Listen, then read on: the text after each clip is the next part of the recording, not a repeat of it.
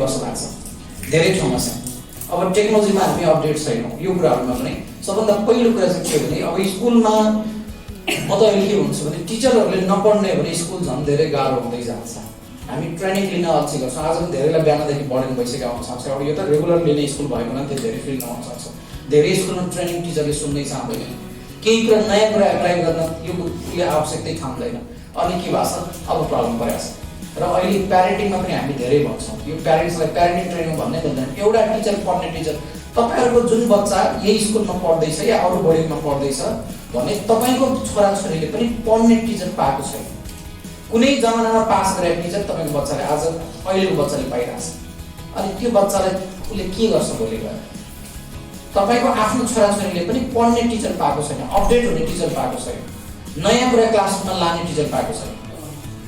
अब यो कुरा आउँछ। अब अहिलेको प्यारेन्ट्सलाई सबभन्दा ठुलो समस्या यो भनेको बिस्तारै बिस्तारै प्यारेन्ट्सहरू अहिलेसम्म त टिचरप्रतिको ट्रस्ट एकदमै बढी छ। यसले गर्दा यो पढ्ने कुरालाई एकदमै बढी प्रमोट गरौँ, बच्चाहरूलाई पनि एकदमै बढी प्रमोट गरौँ।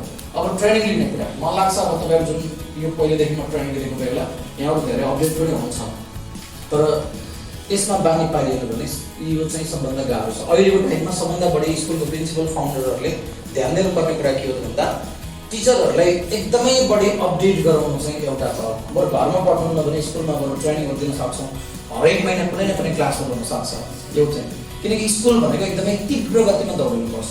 म अस्ति कर्णाली प्रदेशको प्रिन्सिपलहरूको ट्रेनिङ थियो। मैले त्यहाँ प्रिन्सिपललाई भनेको थिएँ, त्यहाँ प्रिन्सिपलहरूलाई हेड सरहरूलाई मैले त्यहाँ के भनेको थिएँ भने जस्तो कि एउटा स्कुलमा जो गएर पनि सिकाउन सक्छ।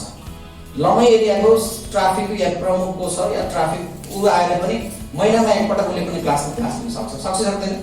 कुनै प्रहरी आएर पनि क्लास लिन सक्छ। यो एरियाको राम्रो डक्टर आएर पनि क्लास लिन सक्छ। यो एरियाको राम्रो ब्याङ्कर आएर पनि क्लास लिन सक्छ। यो एरियाको राम्रो पोलिटिसियन आएर पनि क्लास लिन सक्छ। तर स्कुलमा जानै नदिएको चाहिँ त्यो नबोलाएको चाहिँ कसले? स्कुल म्यानेजमेन्टले हो।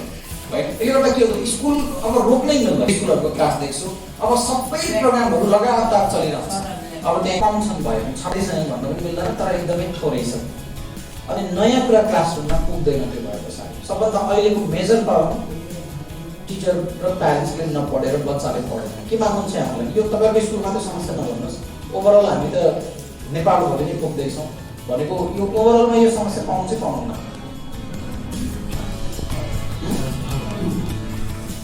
अब नपढी कति दिनसम्म पढाउन सकिएला या कति दिनसम्म हामीले जस पाइएला या नपाइएला? पहिलो क्वेसन त्यो।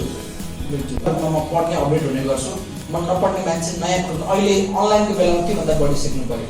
यो अहिले जुन डिजाइन छ तपाईँहरूले त्यो सबै मैले लकडाउनमा आफै सिकेको डिजाइन हो। यो जति पनि स्लाइड हो इभन यो मैले यसमा सबै डिजाइनमा आफै गर्छु। यो सबै भिडियो एडिटिङहरू सबै म आफै गर्छु। अब यो प्रायः क्यानभाबाट युज गर्छु। अब यो सबै डिजाइन अनि जति पनि मेरो फेसमा पोस्ट आउँछ त्यो सबै म आफै डिजाइन गर्छु। तर यो चाहिँ सबै लकडाउनकै बेला सिकेको। अब अहिले जति पनि छ यो अपडेट एउटा स्किलले अहिले पुग्दैन। र अर्को हामीले जुनबाट क्लास कसरी दिने, प्यारेन्टिङ क्लास कसरी चलाउने त्यो कुराहरू पनि हेरौँ। अब मोडुलर ट्रेनिङदेखि लिएर विभिन्न ट्रेनिङमा अपडेट पनि भयो र धेरै प्रिन्सिपलहरूको लागि पनि ट्रेनिङ लगातार चलिरहेको छ। यसले गर्दा पहिलो कुरा स्कुलले पनि। अर्को कुरा म एउटा के भन्छु भने यहाँले बनाइसक्नु भएको पनि होला, वर्षमा कम्तीमा पनि अहिले एकदमै राम्रो छ सरहरू पनि प्रिन्सिपल सरहरू जति अब चेयरम्यान सर पनि आउनुहुन्छ, वर्षमा कम्तीमा पनि एउटा टिचरबाट चाहिँ बढीमा मिनिमम पनि मैले के भन्छु भने एउटा प्यारेन्ट्सबाट बस योभन्दा अहिलेको ट्रेनिङमा पनि मैले भनेको थिएँ वर्षको 1000 रुपियाँ एक्स्ट्रा उठाउनुहोस् एउटा प्यारेन्ट्सबाट। अब जसले गर्दा विद्यार्थी टिचर या जुन विद्यार्थीलाई प्यारेन्टिङको जति क्लास पनि चलाउनु मिल्छ। र अर्को कुरा एउटा टिचरबाट जस्तो अहिले हामी 40 जना छौँ भने एउटा टिचरबाट मिनिमम पनि वर्षको 2000 चाहिँ तपाईँको ट्रेनिङलाई काटिन्छ भनेर भन्नु।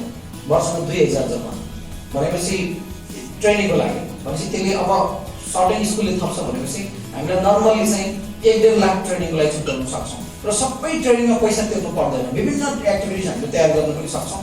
स्कुलले त्यो म्यानेज गर्छ। यसले गर्दा के हुन्छ भन्दा अब प्राइभेट स्कुल छ अरू विभिन्न ट्रेनिङमा आउने चाहिँ जस्तो अहिले हाम्रो भर्चुअल ट्रेनिङ चल्छ। अहिले मलाई लाग्छ दाङबाट धेरै स्कुलले ट्रेनिङ लिएर 3-4 जना प्रिन्सिपलले मात्र 2-3 जना प्रिन्सिपलले ट्रेनिङ लिनुभयो। अब बढी एउटा मात्रै स्कुल हो जुन दाङबाट हाम्रो लकडाउनको बेला रेगुलर ट्रेनिङ लिएर सबभन्दा बढी ट्रेनिङमा लगानी गरेको भनेको दाङको गुरुकुल मात्रै हो। नत्र अरू कसैले पनि त्यो ट्रेनिङमा खर्च गर्न चाहेन, केही प्रिन्सिपलले लिनुभयो। अब यसले गर्दा के हो भन्दा जति पनि अहिले हेरियो जुन स्कुलको रफ्तार बढी छ उनीहरू त्यहाँको टिचरहरू ट्रेनिङमा एकदमै अगाडि छ। दाङको धेरैजना गुरुकुलको टिचरहरू हाम्रो कतिको मलाई नाम पनि याद छ, धेरैजना टिचरहरू लगातार कुनै पनि प्रोग्राम छोड्नु भएन, फ्री प्रोग्राम पनि लिने अब तर पे गरेर पनि आफै पनि लिने। अब तर यसले गर्दा के हुन्छ त्यो हाम्रो सिक्ने कल्चर सबैमा पैसा तिर्नु पर्दैन। तर हामी लकडाउनको बेला कतिवटा ट्रेनिङ लियौँ, कति अपडेट, यो स्कुलले अपडेट गराइदिनु भन्ने कुरा होइन। एकजना यो पूर्वतिरबाट एकजना म्याम हुनुहुन्थ्यो, मलाई फोन गर्नुभयो भनेको, अनि सर तपाईँको 1 महिनाको चाहिँ तपाईँको ट्रेनिङ रहेछ, अनि यो ट्रेनिङको चाहिँ हाम्रो 7500 थियो, अनि तर मेरो स्कुलले तलब दिएको छैन, तर श्रीमान बाहिर हुनुहुन्छ, उहाँले 15 दिनपछि मात्रै पैसा पठाउनु मिल्छ भन्नुभएको छ। मलाई 15 दिन चाहिँ क्रेडिटमा दिनु मिल्छ, ट्रेनिङ म लिन्छु, ट्रेनिङ चाहिँ म 15 दिनपछि तिर्छु भन्नुभयो। भनेपछि त्यो एउटा आफूले लडाइँ नै गर्ने, स्कुलले तलब दिएको छैन तर पनि उसले आफ्नो खर्च गरेर ट्रेनिङ लिँदैछ। अब यसले गर्दा के हुन्छ भन्दा यो कल्चर हामीमा छैन भने भोलि यसको इम्प्याक्ट स्कुलमा पनि पर्छ, सबै अर्काले लिदिन्छ भन्ने होइन। र किन्नुहुन्छ एउटा बुक ऱ्याक चाहिँ त्यहाँ लगाइदिनुहोस्, अनि त्यस पछाडि सबै 30वटा किताब, अर्को वर्ष 60वटा थपिन्छ। अब त्यसले गर्दा के हुन्छ भन्दा पढ्ने कल्चर हुँदै गयो। प्यारेन्ट्सहरूको लागि कतिपय किताबहरू हामीले पढ्ने कुरा दिन सक्छौँ, टिचरहरूले, अनि जुन टिचरले बुक पढ्नु भएको छ उहाँले त्यो बुकको रिभ्यू गर्नुहुन्छ, प्रत्येक महिना प्रोग्राम राख्नु, बच्चाहरूको लागि बुक रिभ्यू हुन्छ, कुनै राइटरहरू आउँदैछ भने उनीहरू सँगसँगै बसेर इन्टरेक्सन गरौँ। यसले गर्दा के हुन्छ अब स्कुललाई चाहिने भनेको सब्जेक्ट। र अर्को कुरा फेरि यहाँलाई सबभन्दा अब गाह्रो कुरा के छ भन्दा अब केही वर्षमा यो कोर्स बुक काठमाडौँमा धेरै स्कुलले हटाइसके। 1 देखि 5 सम्म कुनै कोर्स बुक पढाइ हुँदैन, करिकुलम फलोअप हुन्छ तर कोर्स बुक फलो हुँदैन। करिकुलम अनुसार टिचरले एक्टिभिटिज तयार गर्दैन, तर त्यहाँ कोर्स बुक पब्लिकेसनले छापेको कुनै कोर्स बुक यो त्यो भन्ने हुँदैन। अब यो इन्टिग्रेटेड सिस्टममा गइसकेको छ त। अब जस्तो अहिले इन्टिग्रेटेड करिकुलम भनेर कतिमा गइसकेको छ। अब त्यो 1 अहिले गत वर्ष 1 र 3 मा सुरु गर्यो, अहिले यो वर्ष 2 र 6 क्लासमा है। अब भनेपछि अब 1 र 2 इन्टिग्रेट भइसक्यो। अब यसमा हामी कतिको अपडेट छौँ। अब हामीले पाठ्यक्रम विकास केन्द्रकै धेरै ट्रेनर ल्याएर गत असारमा पनि प्रोग्राम चलायौँ। अब कतिपय ठाउँमा त्यसमा त्यो इन्टिग्रेटेड करिकुलमतिर हामी गएकै छैनौँ, पहिलाको जस्तै तरिकाले अगाडि बढिरहेको छ। कोर्स त्यो अनुसार आयो तर टिचर त्यसमा अपडेट हुनुहुन्न। अब धेरै प्रब्लम। यसले गर्दा अहिलेको सबभन्दा पहिलो प्रब्लम भनेको सरकारी स्कुलको त कुरै नगरौँ, त्यहाँ अर्को व्यथा छ। तर प्राइभेट स्कुलमा एउटा प्रब्लम के भयो भन्दा टिचरहरू अब पढाउन नजान्ने होइन, तर नयाँ कुरा स्कुलमा पुगेन, अनि स्कुल एकदमै धेरै बदलाव हुन थालिसक्यो बच्चाको लागि। अब यो चाहिँ एउटा प्रब्लम छ।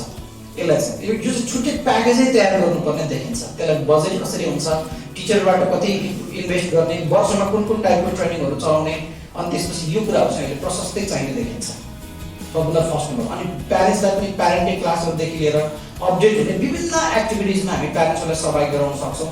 अब जस्तो कि ट्राफिकको, अब कुनै ट्राफिकको तपाईँ एउटा ट्राफिक नियम सम्बन्धी कोर्स हो, त्यो ट्राफिकले आएर भनिदियो भने बढी अथेन्टिक हुन्छ। कुनै हेल्थको सब्जेक्टमा कुनै डक्टरले आएर भनिदियो भने त्यो बढी अथेन्टिक हुन्छ।